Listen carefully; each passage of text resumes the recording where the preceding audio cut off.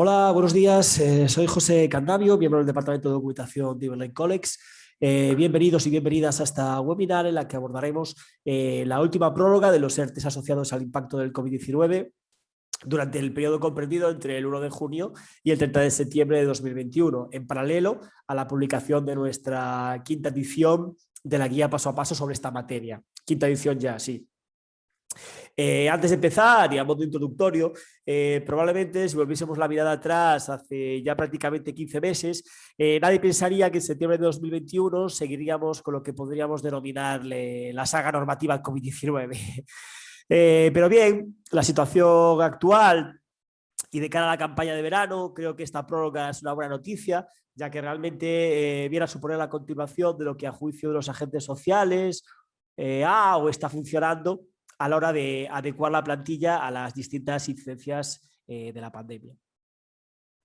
Sin embargo, este mantenimiento de lo que podríamos decir que ha funcionado viene acompañado nuevamente del mantenimiento de la inseguridad jurídica que está rodeando ciertos aspectos cuya interpretación resulta problemática, ¿no? Como la salvaguarda de empleo, las devoluciones de las exoneraciones y la denominada prohibición de despedir por motivo del COVID.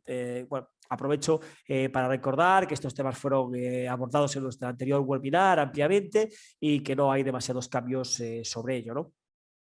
También creo que este nuevo Real Decreto ha sido una nueva oportunidad perdida para tratar aspectos de futuro que, como vemos, están siendo ya una realidad, que es qué pasará, por un lado, cuando llegue septiembre de 2020 y cómo encauzar sobre todo temas que, con lo que he dicho, que realmente están siendo una realidad ya, que son la aplicación de ERES o las modificaciones sustanciales de las condiciones de trabajo, ¿no? En cualquier caso, y para entrar ya en materia, concretar que la atención de la webinar se va a centrar en lo que es las prólogas de las distintas medidas relacionadas con los ERTES y relacionadas con los autónomos, por lo que va a ser inevitable realizar múltiples referencias al Real Decreto 8-2020, 30-2020 o 2-2021, ¿no? Siempre con la posibilidad de ampliar información en los temas de Iberley, en las anteriores webinars realizadas y, por supuesto, en la guía paso a paso de Colex. Sin más, empezamos. Aquí pueden ver el índice de todos los temas que vamos a tratar. Vamos a hacer una pequeña referencia pues, al Acuerdo Social de Defensa del Empleo, la prórroga de los distintos ERTES, las limitaciones de las prohibiciones asociadas a los ERES, en la medida en la que podamos decir algo nuevo, la protección por desempleo en el ámbito de los ERTES COVID, las exoneraciones, por supuesto, y las medidas de apoyo a los trabajadores autónomos y, en última instancia, la prórroga del programa de cuidado. Bueno, sobre el quinto Acuerdo Social de Defensa del Empleo y el Real Decreto 11-2021, como es sabido, en esta ocasión se dieron distintas tensiones, sobre todo entre la parte entre la patronal y el gobierno en relación a las exoneraciones sobre los trabajadores afectados por los ERTES. No obstante, el 26 de mayo de 2021, víspera del Consejo Extraordinario de Ministros, se alcanzó este acuerdo, cuyo contenido, como digo, se refleja en el título primero del Real Decreto Ley 11/2021 del 27 de mayo. El preámbulo de la propia norma hace referencia, por un lado, a una previsible y paulatina normalización de la situación sanitaria y, por otro, a la persistencia de los efectos negativos sobre las empresas y el empleo de la situación de emergencia sanitaria, ¿no? Así como el mantenimiento de cierta dosis de incertidumbre que evidencia la necesidad de prorrogar las medidas extraordinarias previstas en las diferentes normas adoptadas hasta el momento desde que empezó la crisis sanitaria. El quinto Acuerdo de la Defensa de Empleo, como digo, queda recogido en el título primero de este Real Decreto y fundamentalmente se centra en la prórroga normativa, ¿no? Por un lado, los objetivos, podríamos decir que es prorrogar la aplicación de cuantas medidas de flexibilidad se han adoptado desde el comienzo de la crisis sanitaria, sobre todo tomando como referencia el Decreto 2-2021. Prorrogar las medidas extraordinarias en materia de protección por desempleo de las personas trabajadoras, también sobre todo tomando referencia al Real Decreto 30-2020. Y luego prorrogar todas las medidas complementarias de protección del empleo. Por un lado, pues los conocidos artículos 2 y 5 de la Ley 3/2021, que, como saben, bueno, es la que recientemente ha sustituido el Real Decreto Ley 9/2020 tras su convalidación en el Senado. Y la disposición adicional sexta del Real Decreto 8/2020, ¿no? Es decir, se da una prórroga, pues básicamente de todo lo que se ha estado prorrogando desde que ha empezado la pandemia con toda esta normativa, ¿no? Bueno, sobre la prórroga de los ERTE COVID hasta el 30 de septiembre. El artículo 1 del Real Decreto 11/2021 establece la prórroga de todos los expedientes de regulación de empleo de fuerza mayor basados en las causas relacionadas con la situación de la pandemia hasta el 30 de septiembre, como digo. Asimismo, se prorrogan las medidas extraordinarias en materia de cotización vinculadas a los mismos, es decir, las exoneraciones y sus consecuencias, ¿no? Si bien se ha cometido una pequeña, cierto es, bueno, los porcentajes de exoneración hay unas pequeñas diferencias que veremos. Sobre lo que la prórroga de los ERTE basados en fuerza mayor, bueno, pues como viene siendo habitual, todos los ERTE fuerza mayor vigentes, regulados, ya sabrán, en el artículo 22 del Real Decreto 6/2020, se prorrogan automáticamente.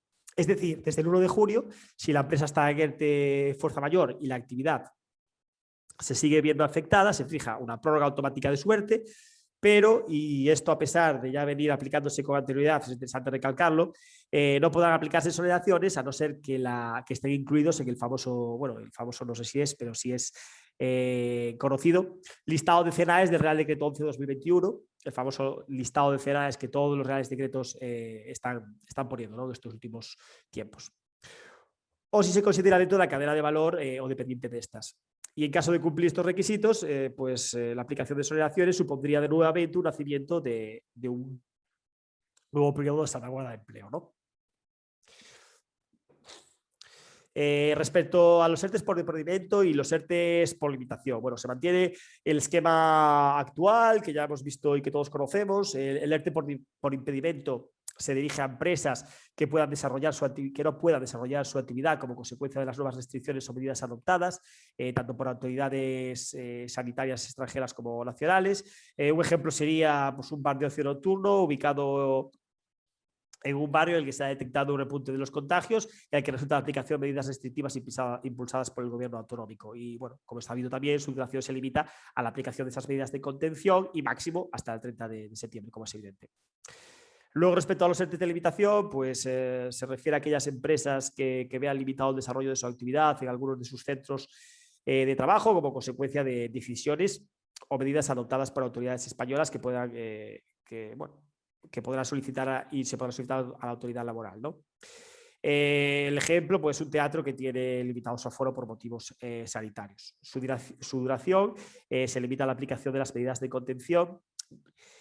No se limita a la aplicación de las medidas de contención, perdón, sino que alcanza hasta el 30 de septiembre de 2021. En el artículo 2 de este Real Decreto 11/2021, que ahora estamos analizando, se regulan las reglas aplicables a los nuevos expedientes de regulación de empleo por impedimento y limitaciones, prorrogándose lo previsto en el Real Decreto 2/2021. De esta forma, se entienden prorrogados los ERTE de fuerza mayor por impedimento a la actividad autorizados en base a lo previsto en el Real Decreto, como digo, 2.1 del 2/2011 y del 30/2020, así como la disposición adicional primera del Real Decreto 24/2020. Como ven, seguimos arrastrando toda esta normativa, todas estas posibilidades de ERTEs en lo que es las prórrogas. Por otro lado, los ERTE de fuerza mayor por limitación del desarrollo normal de la actividad, pues también se prorrogan los que en su momento fueron concedidos al amparo del 2.2 del Real Decreto 30/2020, del 2.1 del 2/21, ¿no? En relación a los nuevos ERTE por fuerza mayor o limitación, pasamos a la diapositiva. Pues bueno, podrán solicitarse a partir del 1 de julio hasta el 30 de septiembre y también se mantiene la necesidad de autorización previa por parte de la autoridad laboral y de seguir el procedimiento del artículo 47.3 del Estatuto de los Trabajadores. Respecto al tránsito de una modalidad a otra, también es interesante recordar que se mantiene la novedad que en su momento supuso el Real Decreto 2/2021, de forma que una vez que la empresa haya obtenido una resolución estimatoria de un ERTE por fuerza mayor por impedimento de la actividad, podrá, sin necesidad de tramitar otro expediente, aplicarse solución de continuidad las medidas correspondientes a la nueva situación, es decir, pasar de un ERTE a otro. Siguiendo lo que, como digo, lo que en su momento se fijó en el Real Decreto 2/2021, la empresa simplemente tendrá que comunicar el cambio de situación, la fecha de efectos y los centros y personas afectadas a la autoridad laboral que hubiese aprobado el ERTE inicialmente en su momento, presentar una declaración responsable ante la Tesorería General de la Seguridad Social. Aquí, bueno, el Boletín de Noticias Red 4-2021 de 4 de julio, que ha salido recientemente, contiene una novedad. A diferencia de la forma de identificar estos tránsitos entre ERTEs impeditivos y limitativos o viceversa, en el periodo correspondido entre el 1 de febrero y el 31 de mayo, a partir del 1 de julio, a partir de estos nuevos ERTEs, cuando se haga esa transición, debe presentarse una declaración responsable que corresponda a la nueva situación. Es decir, la declaración responsable a presentar se encuentra en función de la declaración responsable que tuviese con anterioridad al paso de una situación a otra. Por último, será necesario también, evidentemente, comunicar al SEPE los cambios que se produzcan, ¿no? Ahora sí, ya pasamos a los ERTEs COVID-19 y un poco lo mismo. Se mantienen los términos de la comunicación final de la empresa, la autoridad laboral y en el plazo establecido en los mismos, ¿no? Y siempre conforme al artículo 23 del Real Decreto 8/2020. A los ERTEs de top COVID-19 iniciados tras el 29 de mayo de 2021, que es la fecha de entrada en vigor del Real Decreto que estamos analizando, y hasta el 30 de septiembre de 2021, le resultará de aplicación las previsiones normativas de ese artículo, ¿no? Del Real Decreto, perdón, del artículo 23 del Real Decreto 8/2020. Es decir, la tramitación de estos ERTEs puede iniciarse durante la vigencia del ERTE Fuerza Mayor. Si un ERTE por causa de TOP se inicia tras la finalización de un ERTE por causa fuerza mayor, se retrotraen sus efectos a la fecha de finalización de este. Se mantiene la próloga de un ERTE TOP que finalice durante la vigencia del nuevo Real Decreto Ley, siempre que exista acuerdo con el periodo de consultas, y se mantiene la obligación de comunicación de la próloga a la autoridad laboral. En cuanto a los sectores ultraprotegidos, bueno, pues también se mantiene la protección de las empresas pertenecientes a sectores con una elevada tasa de cobertura del expediente de regulación temporal de empleo y una reducida tasa de reducción de la actividad. Y que tengan expedientes de regulación de empleo prorrogados hasta el 30 de septiembre en base a este nuevo Real Decreto, ¿no? Siempre que su actividad esté recogida pues, en los códigos de clasificación nacional de actividades CERAE previstos en la nueva norma. También, como diferencia con la situación anterior, en esta ocasión se incluyen unas exoneraciones mayores para los casos de trabajadores que son reincorporados a la actividad en estos sectores. Las veremos con posterioridad. Como bien ha sido habitual, en el anexo al que me he referido ya unas cuantas veces, el Real Decreto 11/2021, se relaciona un nuevo listado de CERAES. En esta ocasión se ha optado por incluir 3 nuevos sectores: confección de otras prendas de vestir y accesorios, comercio al por mayor de café, té, cacao y especias, y actividades de fotografía. Y se ha optado por excluir artes gráficas y sectores relacionados con las mismas, la fabricación de instrumentos de óptica y equipo fotográfico, comercio al por menor de ordenadores, equipos periféricos y programas informáticos en establecimientos especializados, transporte especial y alquiler de medios de navegación.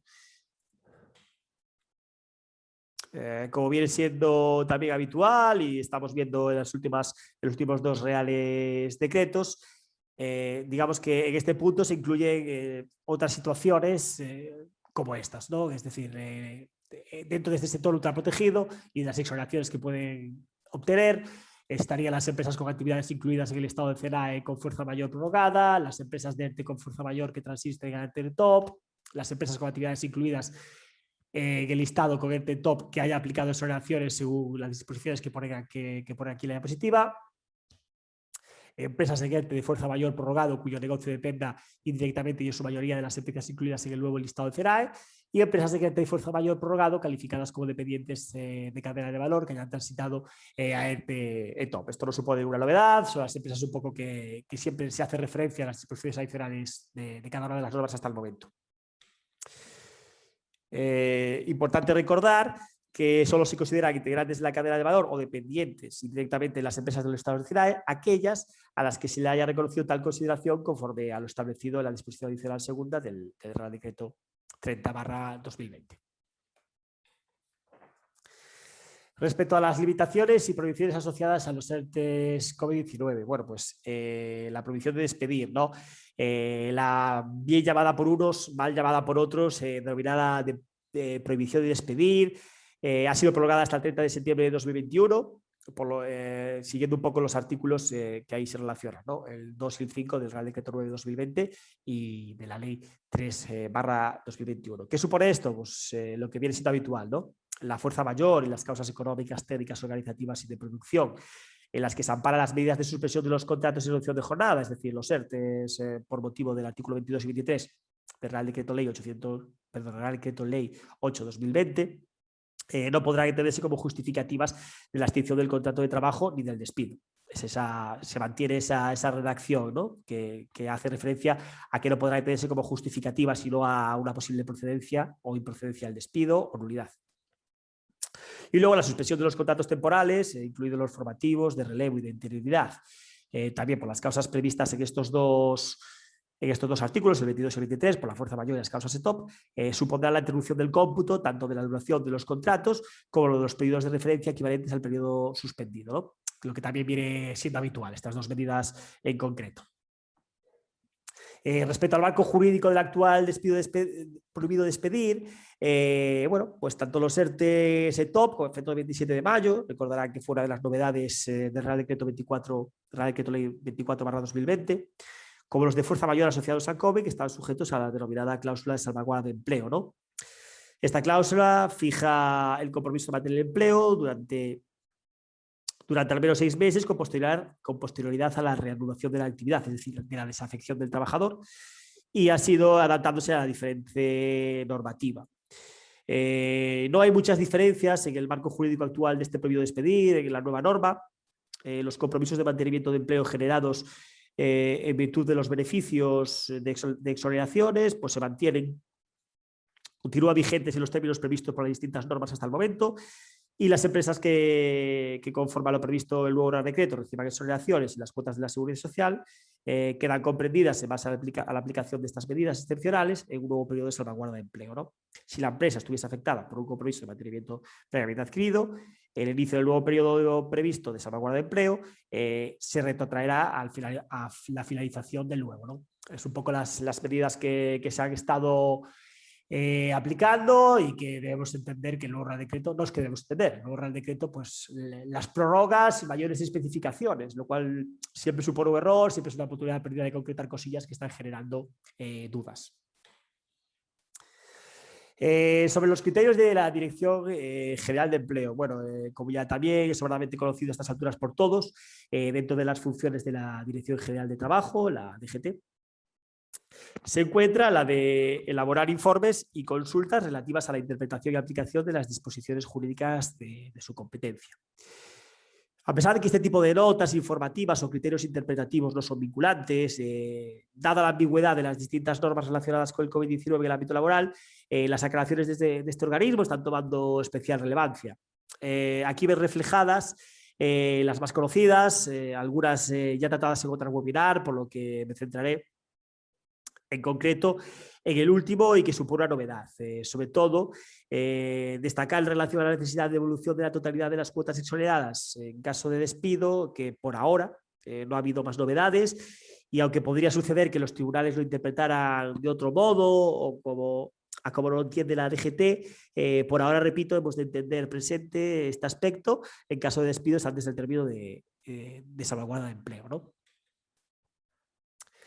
El criterio que venga aquí como novedad, un poco vamos a hablar de él, es la resolución de 5 de mayo de 2021, el criterio 1147 de la DGT, que aborda una cuestión que puede afectar a muchas empresas que hayan iniciado ERTES en diferentes centros de trabajo sujetos a distintas fechas de desafección de trabajadores. En concreto, se responde a la pregunta de si la obligación de mantenimiento de empleo afecta a las empresas en su conjunto o en los centros de trabajo. Perdón.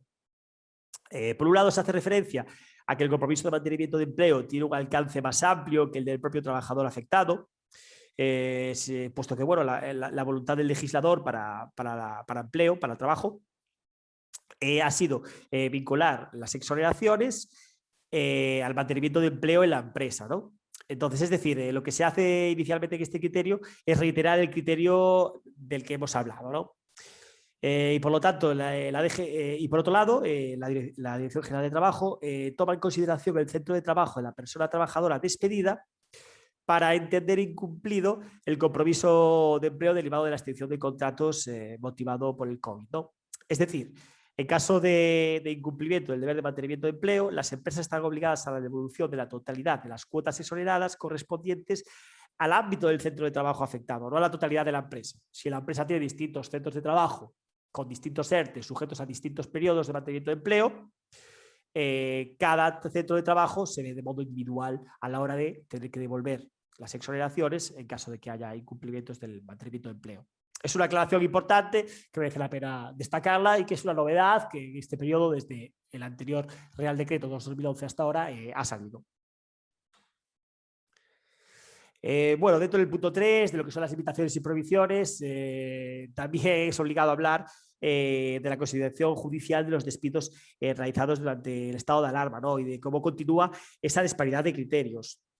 También, como es sabido, las sentencias relacionadas con los ERTEs y con los despidos por causas COVID están siendo numerosas y sin duda la prolongación de la crisis sanitaria está pues teniendo un reflejo en el aumento de litigiosidad y también un poco, yo creo que en cierto modo, en cómo se deben apreciar estas causas, ¿no?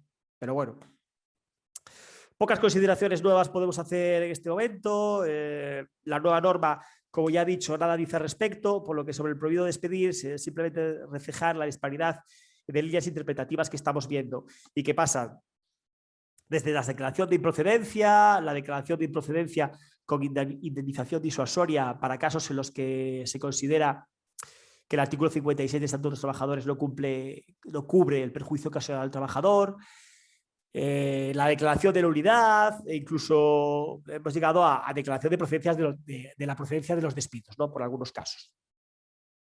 Bueno, pues este sin duda será uno de los principales puntos en los que el TS debe fijar jurisprudencia o doctrina y que probablemente suponga la intervención del Tribunal Superior de Justicia de la Unión Europea en última instancia. No podemos hacer aclaraciones a este respecto, simplemente pues eso, mostrar el criterio dispar y que esto continúa y que, bueno, que es uno de los problemas que por lo que se ve ninguna norma COVID-19 tiene intención de por lo menos aclarar. Bueno, dentro de los límites relacionados con reparto de dividendos y transparencia fiscal, así como los límites relacionados, bueno, los que veremos a continuación. No ha habido nada distinto, ¿no? Los límites en la tramitación de los expedientes de evaluación de empleo, las limitaciones van sujetas a impedir a que no sea posible ese reparto de dividendos. En caso de que pasa, también el boletín de noticias Red último ha concretado cómo hacer esa renuncia expresa al ERTE para que, en caso de que se den estos supuestos, y por supuesto que ninguna empresa con sede en paraísos fiscales podría aplicarlos. Respecto a los límites relacionados con la realización de horas extras y la posibilidad de estabilización de servicios, pues también lo mismo, ¿no? La norma continúa con lo dicho en el decreto 3/2020 y no sería posible realizarlas sujeto a las limitaciones que se establecen. Nada que decir y no merece la pena pues en este momento prolongar o hablar más de este tema. Respecto a la prórroga de las medidas extraordinarias, bueno, pues la protección del desempleo, en este caso, como ven en la diapositiva, la prórroga de las medidas extraordinarias en materia de protección de las personas trabajadoras en materia de desempleo hasta el 30 de septiembre se ha dado en las mismas situaciones que hemos visto, ¿no? Es decir, se han prorrogado las medidas de protección, sin exigencia del periodo de cadencia para acceder a la prestación. Se mantiene el cálculo de la prestación sobre el 70% de la base reguladora, sin esa reducción pasado X periodo. Se conserva el famoso contador a cero, el denominado contador a cero, que fue ya establecido y reiterado en el artículo 8.7 del Real Decreto 30/2020.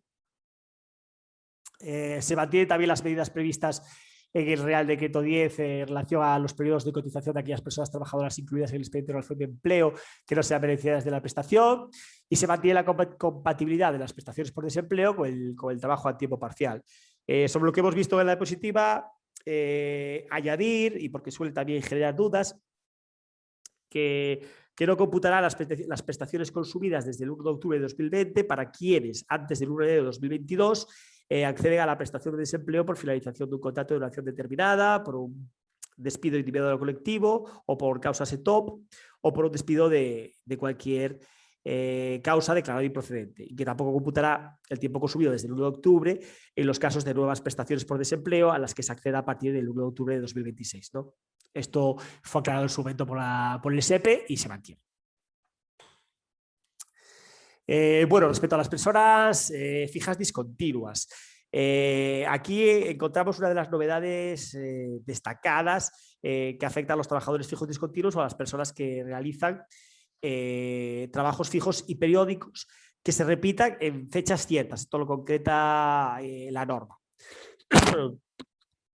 Es que las empresas estarán obligadas a hacer el llamamiento y cuando esto no fuera viable por la falta de actividad deberán afectarlos a un ERTE vigente o a uno que hubiera sido autorizado a partir del 1 de junio.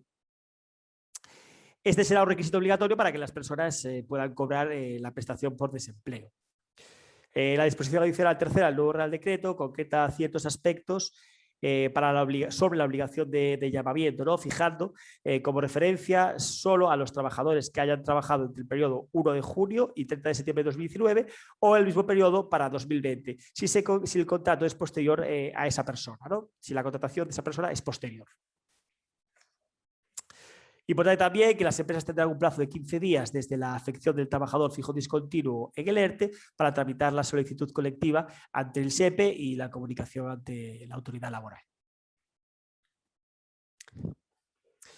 Respecto a las exoneraciones, ¿no? Bueno, pues este punto se mantiene, como hemos dicho, los requisitos que se exigen para la aplicación de las exoneraciones ya reconocidos en el Real Decreto 8-2020, 18-2020, 24-2020 y que son sobradamente conocidos, ¿no? Las empresas que apliquen nuevas exoneraciones quedan obligadas a un nuevo periodo de 6 meses de mantenimiento de empleo, que se sumaría a cualquier compromiso adquirido previamente, como hemos dicho. Las exoneraciones se aplicarán respecto a las personas trabajadoras y respecto al abono de la aportación empresarial prevista en el artículo 273.2 de la Ley General de la Seguridad Social, así como del concepto relativo a recaudación conjunta. Y las empresas que apliquen exoneraciones en los ERTES deberán presentar obligatoriamente una declaración responsable respecto a cada código de cuenta de cotización y por cada mes en la que se beneficien de ellas, ¿no? En las diapositivas ven los porcentajes y cambio respecto a las situaciones anteriores. Bueno, el ERTE de limitación, como ven, para junio, julio, agosto y septiembre se ha establecido el 85%, que ya se había establecido en marzo, abril y mayo, pero ha bajado al 75% en los meses de agosto y septiembre. Para lo que serían las empresas de 50 más trabajadores, sí ha habido una reducción más importante, se inicia con un 75% para junio y julio y se termina con un 65% para agosto y septiembre. Respecto al ERTE por impedimento, pues no ha habido novedad, este periodo sigue igual, como empresas de menos 50 trabajadores al 100% y empresas con 50 más trabajadores al 90%. En los ERTE de sectores ultraprotegidos, aquí es donde sí que encontramos las mayores diferencias, porque como también hemos dicho, cuando se mantengan los trabajadores suspendidos hay unas exoneraciones menores y cuando se reincorpora al trabajador la exoneración es mayor. Para los periodos de referencia tienen aquí las exoneraciones en cuestión reflejadas. Y bueno, ya pasamos a las medidas de apoyo de los trabajadores autónomos, ¿no? También, como digo, se prorrogan las medidas asociadas al cese de actividad de los trabajadores por la pandemia. En el artículo 5, que realmente supone la mayor novedad, se establece la exención a la cotización a favor de los trabajadores autónomos que hayan percibido alguna modalidad de prestación por cese de actividad, al amparo de lo dispuesto en el anterior Real Decreto Ley 2/2021. En la diapositiva vemos los porcentajes y por ser la novedad, digamos que podemos añadir que los autónomos deberán mantener el alta en la correspondiente régimen hasta el 30 de septiembre de 2021, que para el cálculo de esa exención se tomará como base la cotización por la que se viene realizando a la prestación por cese de actividad y que la percepción de la prestación por cese de actividad en este caso es incompatible con la exención en la cotización, ¿no? El artículo 6 regula la prestación extraordinaria por cese de actividad para los trabajadores autónomos afectados por la suspensión total de toda actividad como consecuencia de la resolución de autoridad competente como medida de contención de la propagación del virus COVID-19. En el artículo 7 se prevé la prórroga de la prestación por cese de actividad compatible con el trabajo por cuenta propia. En el artículo 8 de la norma se establece la prestación extraordinaria por cese de actividad para aquellos trabajadores autónomos que ejerciten actividad el 31 de mayo de 2021, cuando vinieran percibiendo la prestación por cese de actividad prevista en el artículo 7 del Real Decreto anterior. Y por su parte, el artículo 9 recoge la prestación extraordinaria de cese de actividad para los trabajadores autónomos de temporada, ¿no? En cada caso, como viene siendo habitual, se fija una serie de requisitos y la posibilidad de devolución o de renuncia a la misma si el autónomo considera que no va a cumplir los criterios establecidos, ¿no? También se fija uno de los criterios, que es la posterior revisión por parte de las mutuas.